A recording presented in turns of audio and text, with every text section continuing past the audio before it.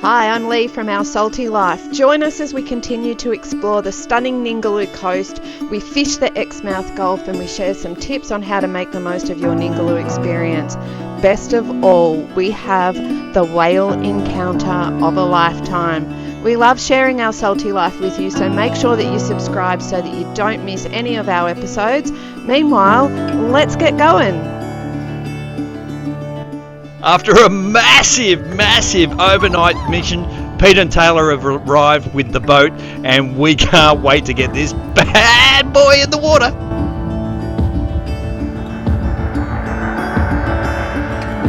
We're going for a fish. The doggos are having a nap for the afternoon, we hope. If not, they're going to just serenade the neighbours for a little while. And the four of us are going to go and catch dinner.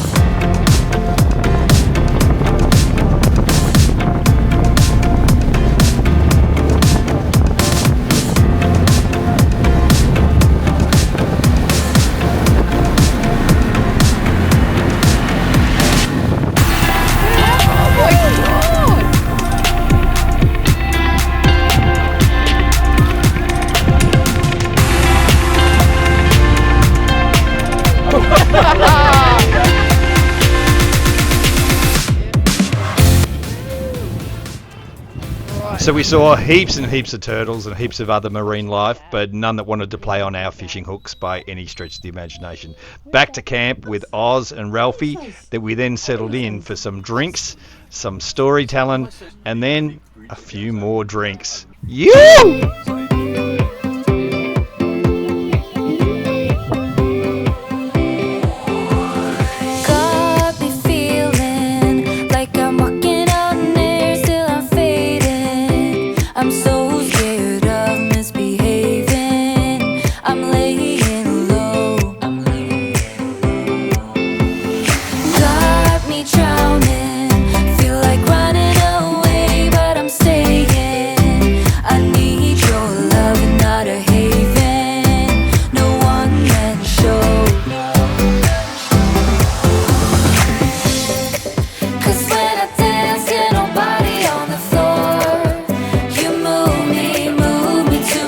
So it rained last night, which means we have a bucket of fresh water, and we've been off grid now for 8 days, so I've got a little bit of washing to do. It's not real dirty washing, it just needs like freshening up stuff. I'm going to use the rainwater to do the washing. Here's what I do. I will just chuck the clothes into the scrubber bag.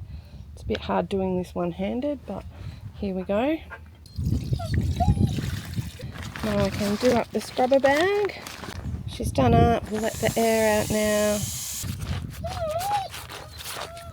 So time to put these ones in the rinsing bowl and then we rinse. Alright, they're rinsed. I'm going to throw them in the washing machine just to spin the excess out so that they dry faster.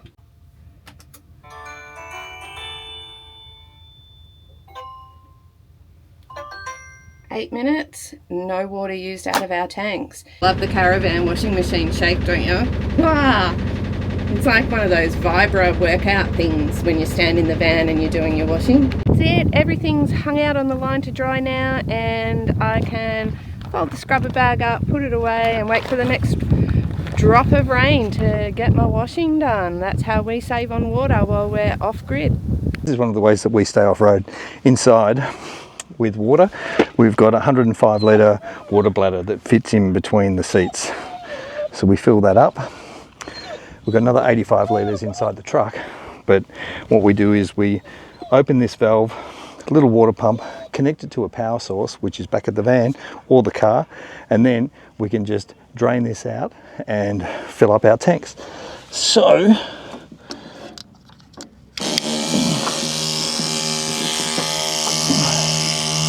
that way, I just drain out this 105 litres that we've been carrying for a few days after we've used our first tank of water, and that almost gives us the capability of 500 litres now, so we can easily do a 10 to 14 day stay. This gives us another tank, a tank and a half with the truck, and that will give us another week and a half. So gives us the capability to really live 3 weeks off grid with water without any supplies. So at the moment we're 3 hours away from Exmouth, and it's a pretty decent drive just in time and on wear and tear in the truck. It's a bumpy old road, so this means that we don't have to do that, so we can stay off grid and have more fun and live our salty life. Woo! Now it's time for Oz's Aussie Adventures. Oh, I guess you want to know, what do I have in Oz's first aid kit for keeping him safe when we're on the road? This is not a medical or a veterinary session whatsoever. I have no qualification to tell you that. This is just what we do, and how it keeps my mind at ease to know that I've got this stuff ready for him if I need it. Our pet insurance also has with it vet on call and a vet chat, so I've used that in the past to just get some advice on how I should treat something. And before I would give him any serious medication or human medication, I would always check that with a vet if I can.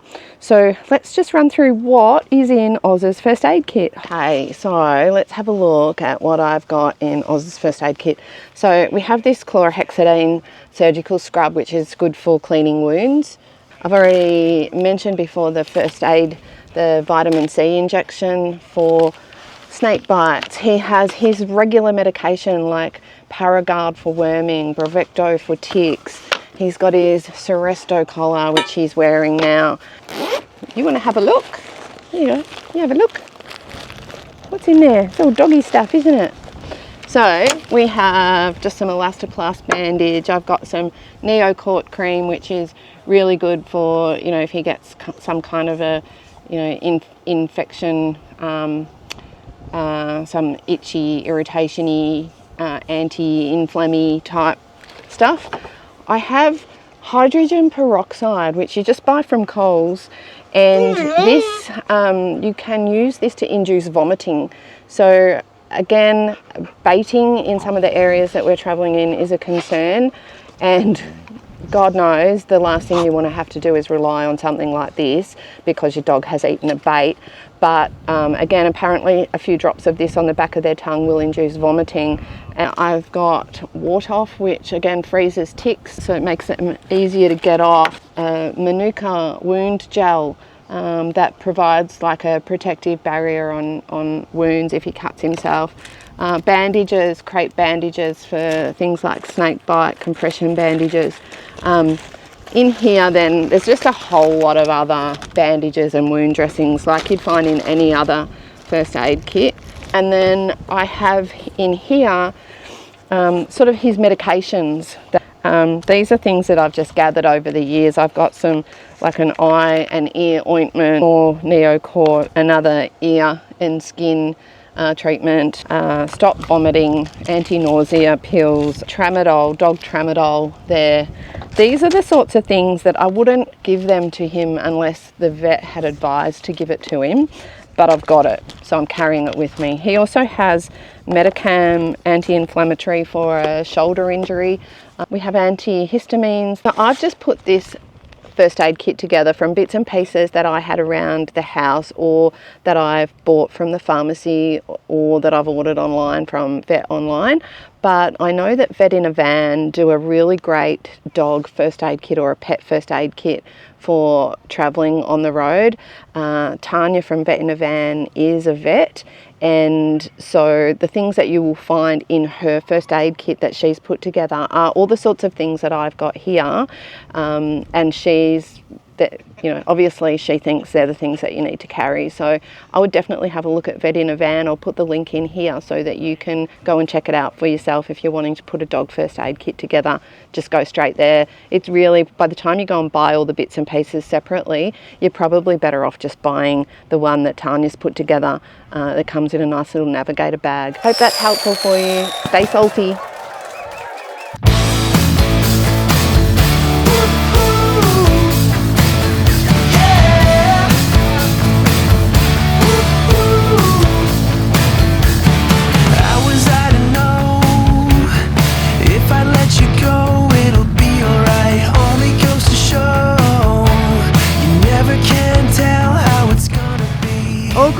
must come to an end, and so it was time for us to pack up and head off. We travelled the 130 k's from South Lefroy to Exmouth.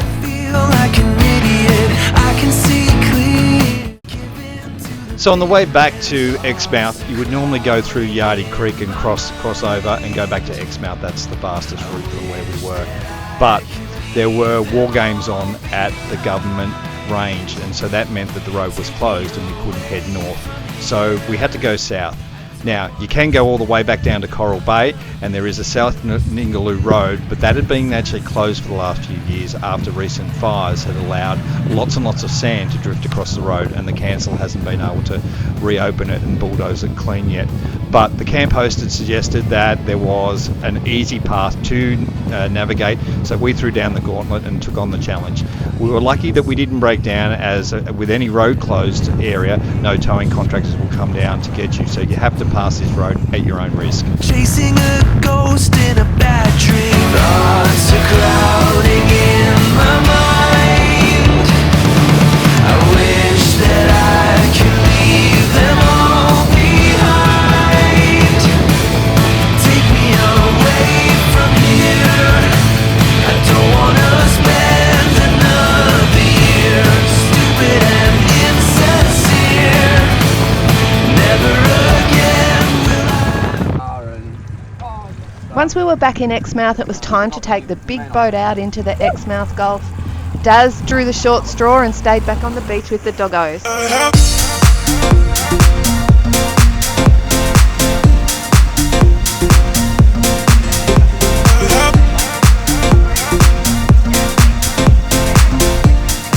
We'd been out on the water for about 15 minutes when we spotted what looked to be a dead whale floating in the water.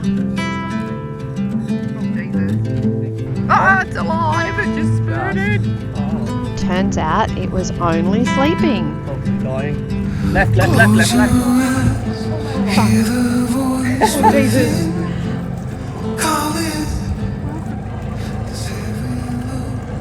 Just coming to Oh.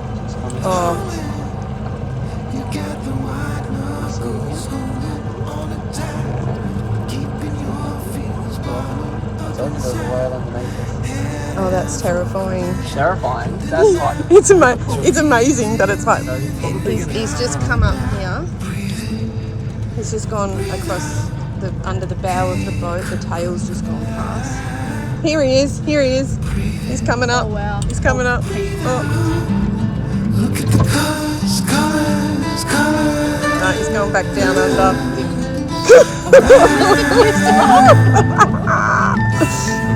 Here he comes, just in front here.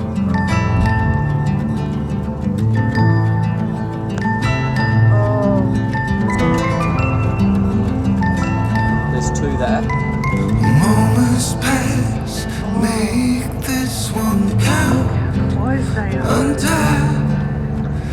You're so good at dragging yourself down. Why? Well, there ain't much time left to figure things out. Deep underneath all the layers of your doubts, there's a heart gone out of rhythm in despair. These are the two that were.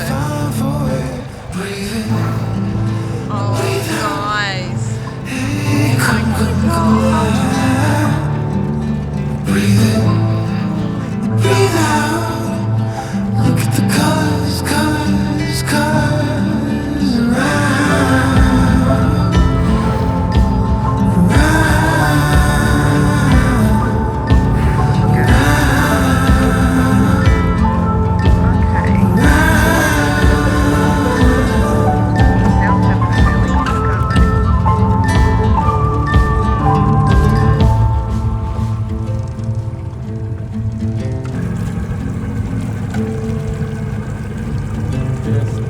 Hang in there.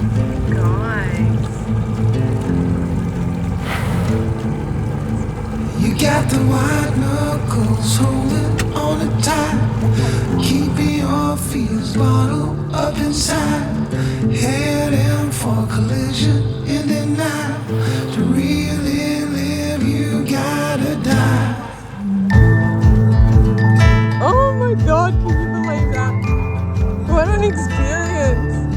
After watching these gorgeous creatures for about half an hour, it was time for us to back away.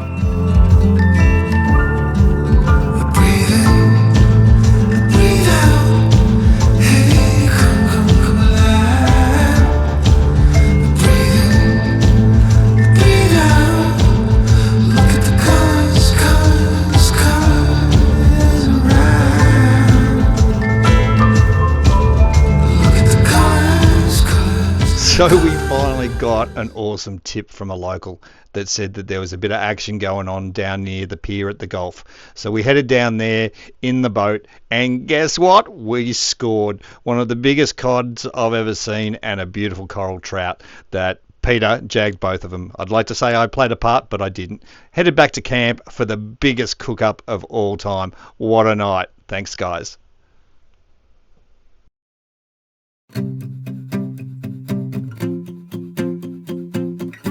We ended our time at Exmouth and celebrated our 12-month anniversary of being on the road with the obligatory trip to the Whalebone Brewery.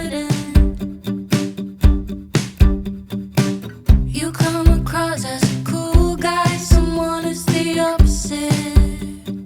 Happy 12 months, baby, on the road for 12 months. What life it is with you. Cheers, baby. Cheers, honey. That's the end of this episode, guys. We hope that you enjoyed it. Make sure that you subscribe to our channel so that we can keep sharing our adventures with you. Meanwhile, stay salty.